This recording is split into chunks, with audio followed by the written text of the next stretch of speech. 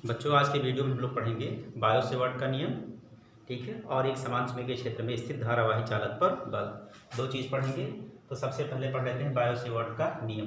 Bio Savart का नियम किस लिए है? बायो सेवर्ट का नियम हमें पता है कि जब भी किसी तार में धारा प्रवाहित होती है तो उसके चारों ओर चुंबकीय क्षेत्र उत्पन्न हो जाता है, ठीक है। तो बायो सेवर्ट का ये कहना है कि अगर किसी चालक तार में धारा प्रवाहित हो रही है, ठीक है, तो उसके चालक खंड के कारण, चालक खंड की लंबाई क्या है? डेल्टा एल है। इस चालक खंड के कारण से इससे आर दूरी पर स्थित किसी बिंदु P पर चुंबकीय क्षेत्र की तीव्रता, ठीक है, चुंबकीय क्षेत्र की तीव्रता निम्न बातों पर निर्भर करती है। उसके कारण कौन कौन से ऐसे कारक हैं जिन पर ये निर्भर करती है, ठीक है। तो उनका ये कहना है, नंबर 1, पहला इनकी नियम में पहला क्या है कि इस चालक खंड में प्रवाहित धारा के अनुक्रमानुपाती होती है। बिंदु P पर चुंबकीय क्षेत्र की जो तीव्रता है चालक खंड में प्रवाहित धारा के अनुक्रमानुपाती होती है, ठीक है। तो लिख सकते हैं चुंबकीय क्षेत्र की तीव्रता, तो यहाँ लिखा है चुंबकीय क्षेत्र की तीव्रता चालक खंड में प्रवाहित धारा के अनुक्रमानुपाती होती है। इसका मतलब ये है कि अगर धारा बढ़ाओगे तो चुंबकीय क्षेत्र की तीव्रता बढ़ जाएगी। तो चुंबकीय क्षेत्र की तीव्रता क्या है? V है। ये बढ़ेगी कैसे? I के बढ़ाने पर बढ़ेगी। तो एक नियम ये हो गया उनका। और दूसरा नियम उन्होंने बताया कि ये चालक खंड की लंबाई जितनी ज़्यादा करोगे चुंबकीय क्षेत्र की तीव्रता उतने बढ़ेगी। इसका मतलब लंबाई के बढ़ाने पर क्या बढ़ती है? चुंबकीय क्षेत्र की तीव्रता। तो चुंबकीय क्षेत्र की तीव्रता भी किसके अनुक्रमानुपाती है? चालक खंड की लंबाई के अनुक्रमानुपाती है, ठीक है। तो चालक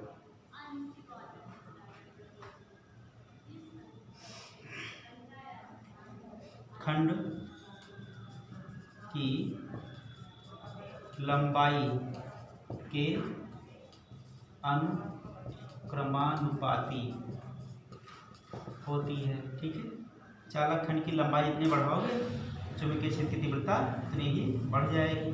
तो बी प्रोपोर्शनल क्या हो जाएगा? डेल्टा एल, यानी कि डेल्टा एल बढ़ा तो चुंबकीय क्षेत्र की तीव्रता बढ़ी। और चौथा क्या है? चौथा यह है कि बिंदु O को जो P से मिलाने वाली रेखा है इसकी दूरी क्या है? R है। तो इस दूरी को बढ़ाने पर, ठीक है, बिंदु O से P को मिलाने वाली जो रेखा है इसकी दूरी के बढ़ाने पर क्या होता है? उन्होंने देखा कि चुंबकीय क्षेत्र की तीव्रता कम होती है। इस दूरी के बढ़ने पर बिंदु P यहाँ है, बिंदु P यहाँ हो, बिंदु P यहाँ हो, जैसे जैसे R ज़्यादा करोगे, चालक खंड से दूरी बढ़ाओगे, तो चालक खंड के दूरी के बढ़ाने से क्या होता है? चुंबकीय क्षेत्र की तीव्रता कम हो जाती है। लेकिन उन्होंने देखा कि चुंबकीय क्षेत्र की तीव्रता दूरी के वर्ग के अनुसार कम होती है, ठीक है, दूरी के वर्ग के अनुसार, यानी कि चुंबकीय क्षेत्र की तीव्रता जो है घटती है, कम होती है दूरी के बढ़ाने पर, लेकिन ये दूरी के वर्ग के व्युत्क्रमानुपाती होती है। दूरी के वर्ग के व्युत्क्रमानुपाती होती है।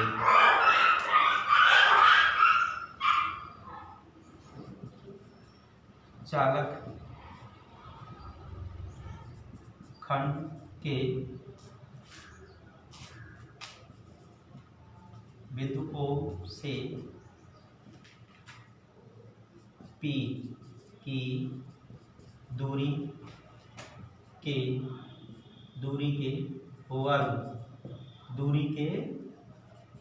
वर्ग मतलब R², दूरी के वर्ग के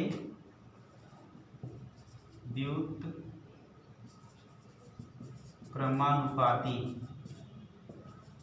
होती है, ठीक है। तो इसे हम कह सकते हैं व्युत्क्रमानुपाती होगी डेल्टा V, व्युत्क्रमानुपाती होगी किसके? R² के, ठीक है। तो 3 नियम हो गए। और चौथा उन्होंने बताया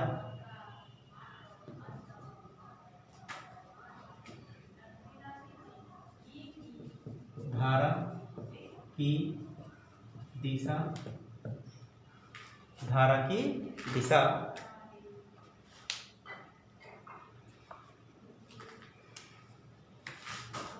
तथा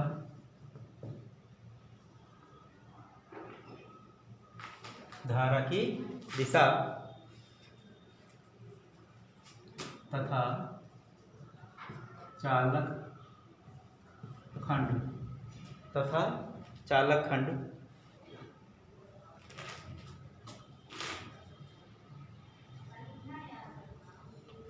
धारा की दिशा तथा चालक खंड को बिंदु P से मिलाने वाली रेखा, मिलाने वाली रेखा क्या है? OP, क्या है ये? मिलाने वाली रेखा के बीच बने कोण की साइन के अनुक्रमानुपाती होता है। मतलब ये है, ठीक है, कि जो चुंबकीय क्षेत्र की तीव्रता होती है इसके बीच जो बनने वाली धारा की दिशा है और ये जो रेखा है OP, इसके बीच जो बनने वाला कोण है इसकी साइन थीटा के अनुक्रमानुपाती होगा। अब देखिए साइन थीटा का मान, जैसे जैसे कोण बढ़ाएंगे आप साइन थीटा का मान बढ़ जाएगा। अब साइन थीटा का मान बढ़ेगा तो चुंबकीय क्षेत्र की तीव्रता बढ़ेगी। जैसे जैसे कोण कम करेंगे साइन थीटा का मान कम हो जाएगा तो चुंबकीय क्षेत्र की तीव्रता कम हो जाएगी। ठीक, इस तरह से चारों नियमों को मिला देगा, जो चारों नियमों को मिलाने पर, अगर आप चार नियम को मिला देते हैं तो ये बायो सेवर्ट का नियम पूरा तैयार हो जाता है। क्या? I delta L sine theta upon R square. ठीक है, ये हो गया। अब इस अंतर्मानुपाती को अगर हटाएंगे तो एक चिन्ह लगेगा, अंतर्मानुपाती नियतांक बोला जाएगा उसे। ये होता है μ0/4 पाई I delta L sine theta upon R square. ठीक है, μ0/4 पाई क्या है? एक नियतांक है। μ0/4 पाई एक नियतांक है। ठीक, इसका मान कितना होता है? μ0/4 का पाई का मान होता है 10⁻⁻7 10⁻⁷। ठीक है, न्यूटन प्रति एम्पियर स्क्वायर। ये SI पद्धति में है। कौन सी पद्धति में है? SI पद्धति में इसका मात्रक है। ठीक है, तो अगर चाहें तो वहाँ पर आप लिख सकते हो चुंबकीय क्षेत्र की तीव्रता 10⁻⁷ I delta L sine theta upon R square. ये बायो सेवर्ट का नियम है। ये नियम बताता है कि चालक खंड के कारण जो उत्पन्न चुंबकीय क्षेत्र की तीव्रता होती है यहाँ पर R दूरी पर, वो धारा के बढ़ने पर बढ़ेगी, चालक खंड की लंबाई के बढ़ाने पर बढ़ेगी। ठीक है, साइन थीटा अगर बढ़ाओगे तो साइन थीटा का मान बढ़ जाएगा, यानी कि साइन थीटा के बढ़ने पर ये बढ़ेगा। और दूरी बढ़ाओगे तो उसके वर्ग के व्युत्क्रमानुपाती कौन है? चुंबकीय क्षेत्र की तीव्रता। दूरी बढ़ाओगे तो वर्ग के अनुसार चुंबकीय क्षेत्र की तीव्रता कम हो जाएगी। ठीक है, यही है बायो सेवर्ट का नियम। ठीक, और अगर आप चुंबकीय क्षेत्र की तीव्रता का मात्रक लिखेंगे तो लिखा जाएगा न्यूटन प्रति एम्पियर मीटर। ठीक है, न्यूटन प्रति एम्पियर मीटर, ये चुंबकीय क्षेत्र की तीव्रता का मात्रक है। ठीक है बच्चों, तो यही बायो सेवर्ट का नियम है।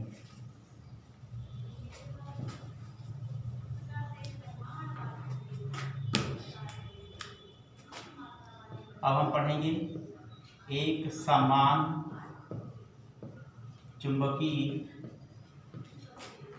क्षेत्र में स्थित धारावाही चालक पर बल।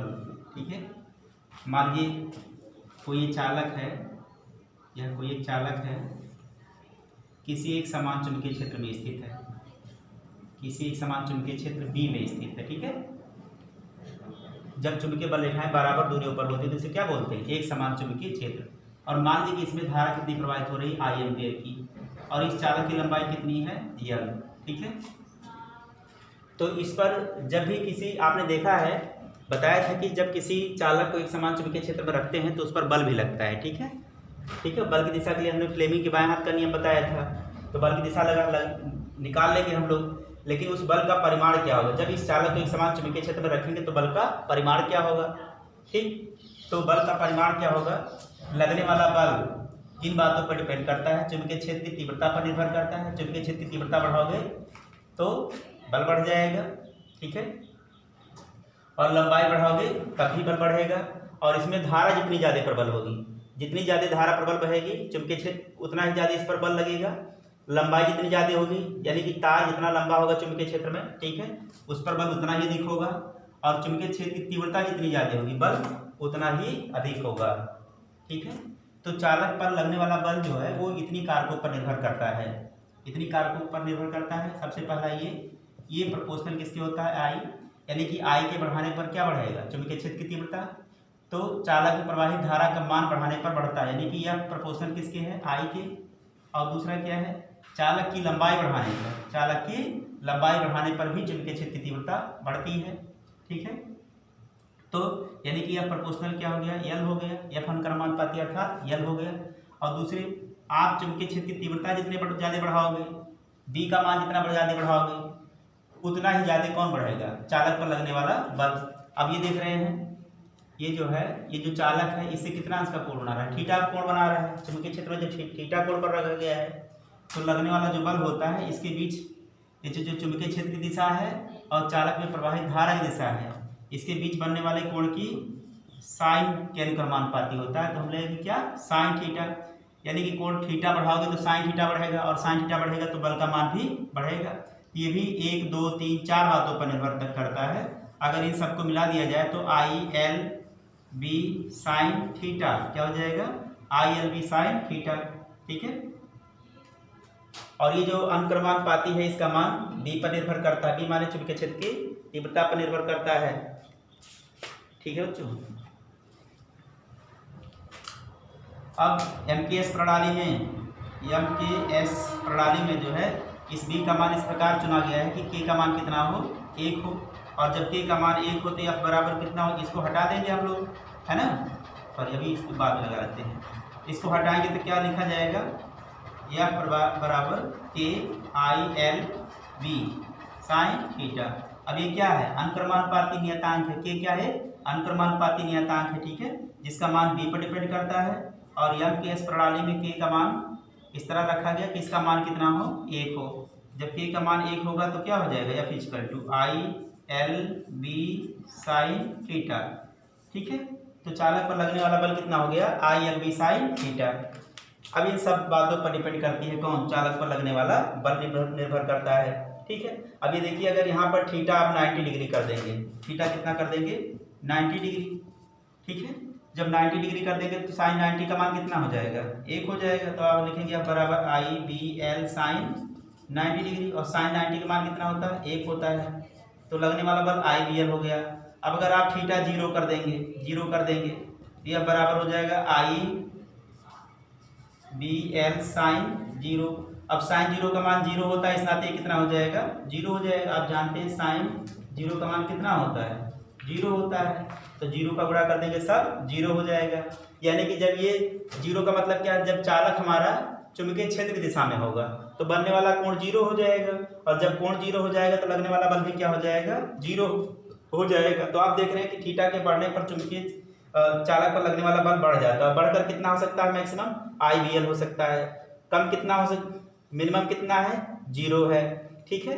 तो ये भी कह सकते हैं कि जब हमारे चालक पर बल ना लगे, एक समान चुंबकीय क्षेत्र में चालक पर बल ना लगे, तो वह दिशा किसकी होती है, चुंबकीय क्षेत्र दिशा होती है, ठीक है। जब हम धारावाही चालक को रखें एक समान चुंबकीय क्षेत्र, उस पर बल ना लग रहा हो, तो इसका मतलब वो धारावाही चालक हमारा चुंबकीय क्षेत्र की दिशा में रखा गया है, ठीक है। ये भी बता रहा है कि अगर बल 0 है, धारावाही चालक पर लगने वाला बल 0 है, तो निश्चित रूप से किधर रखा हुआ है, चुंबकीय क्षेत्र की दिशा में रखा हुआ है, ठीक है। तो इस प्रकार से जो है हम निकाल सकते हैं। अब अगर हम चुंबकीय क्षेत्र का मात्रक देखना चाहें तो यहाँ से भी चुंबकीय क्षेत्र का मात्रक निकाल सकते हैं, या बराबर आई बी एल से, ठीक है। और इसके पहले भी हमने चुंबकीय क्षेत्र का मात्रक उस वाले फार्मूले में आपको बताया था, ठीक है, न्यूटन प्रति एम्पियर मीटर। और यहाँ से अगर चुंबकीय क्षेत्र का मात्रक निकालोगे, ठीक है, चुंबकीय क्षेत्र का मात्रक यहाँ से अगर निकालोगे तो B बराबर हो जाएगा यहाँ वाले फार्मूले से, ये वाले से, ठीक है, F upon I into L. अब देखिए यहाँ से इसका मात्रक क्या है, न्यूटन है, क्या है F का मात्रक न्यूटन, और I का मात्रक एम्पियर, और लंबाई का मात्रक क्या है, मीटर। तो चुंबकीय क्षेत्र की तीव्रता का मात्रक क्या निकला, न्यूटन प्रति एम्पियर मीटर भी निकला, ठीक है। न्यूटन प्रति एम्पियर मीटर निकला हमारा चुंबकीय क्षेत्र की तीव्रता का मात्रक। और इसके मात्रक हैं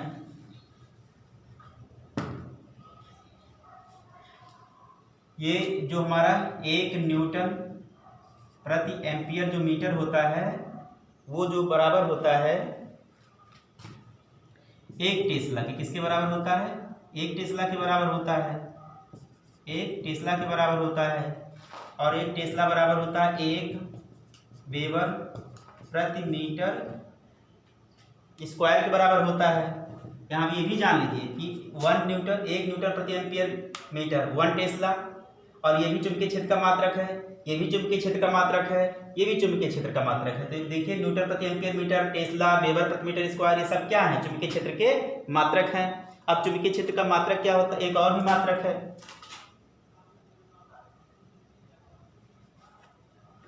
ठीक है, वो क्या है?